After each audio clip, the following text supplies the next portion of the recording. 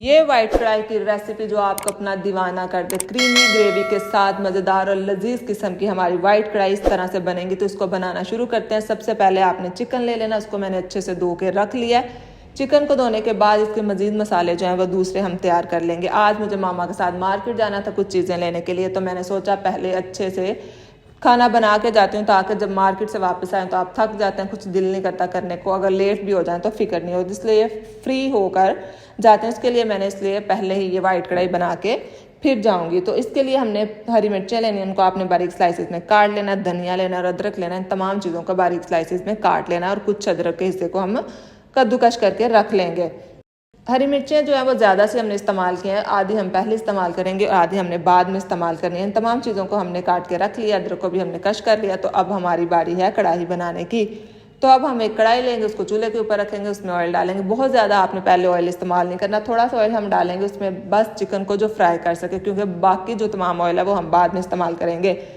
تو اب ہم نے چکن کو ایڈ کرنا ہے، اس کو آپ نے لائٹ سا فرائی کرنا ہے۔ فرائی ہو جائے گا تو تھوڑا سا پانی، بہت زیادہ پانی نہیں ایڈ کرنا، تھوڑا سا پانی ایڈ کرنے کے بعد اس کو کور کر کے آپ نے رکھ دینا تاکہ ہمارا چکن جو ہے وہ اچھے سے نرم ہو جائے۔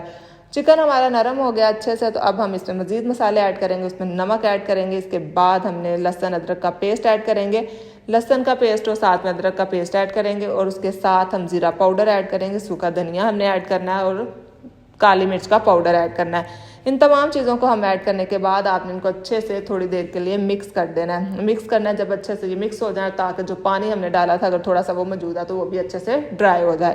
ان تمام چیزوں کو آپ نے اچھے سے مکس کرنا ہے، اس کو فرائی کرتے رہنا۔ پانی جب اچھے سے ڈرائی ہو جائے گا تو اس کے بعد ہم اس میں مزید انگریڈینٹ ایڈ کریں گے۔ اس طرح سے آپ بنائیں گے وائٹ کڑھائی تو بہت ہی مزیدار اور ڈفرینٹ ٹیسٹ کی بنے گی، اور آپ کا جو گریوی ہے بہت زیادہ کریمی اور مزیدار، اس طرح سے وائٹ کڑھائی کی گریوی بنتی ہے۔ تو ہمارے تمام مسالے جو ان کے اچھے سے بنائی ہو گیا، پانی جو ڈالا تھا وہ بھی اچھے سے ڈرائی ہو گیا۔ تو اب ہم اس میں ایڈ کریں گے دہی۔ دہی آپ نے اس میں ایڈ کرنا ہے۔ دہی ایڈ کرنے کے بعد اس کو آپ نے اچھے سے مکس کرنا ہے۔ جب ہمارا دہی اچھے سے تھوڑی دیر کے بعد مکس ہو جائے گا تو پھر اس میں ہم انگریڈینٹ ایڈ کریں گے مزیدار سا، وہ ہے میونیز۔ تھوڑی سی ہم نے میونیز ایڈ کرنی ہے، جس سے اس کی گریوی مزیدار سی بنے گی، اس کا ٹیسٹ جو ہے وہ ڈفرینٹ آتا ہے۔